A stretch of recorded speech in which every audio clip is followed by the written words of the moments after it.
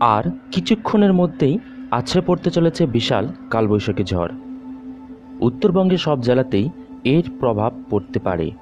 Hello বন্ধুরা, আপনারা দেখছেন Gazole new town YouTube channel.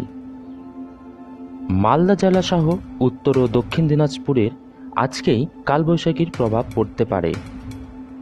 Alipur আবহাওয়া দপ্তর অনুসারে আজ ও কাল সজোরে প্রায় 50 কিলোমিটার বেগে জেলার বেশ কিছু জায়গাতেই বড় ঝড় বয়ে যেতে পারে।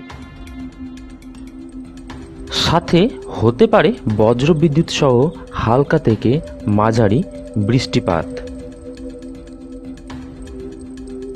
এখনো পর্যন্ত তাপমাত্রা স্বাভাবিকভাবে বাড়লেও পরবর্তীতে এক ধাক্কায় বাড়ার সম্ভাবনা রয়েছে। বন্ধুরা, মালদা, উত্তর ও দক্ষিণ দিনাজপুর জেলার আবহাওয়ার আগামী আপডেট পেতে চাইলে নতুন হলে চ্যানেলটিকে সাবস্ক্রাইব করে নোটিফিকেশন বেল অন করে রাখুন।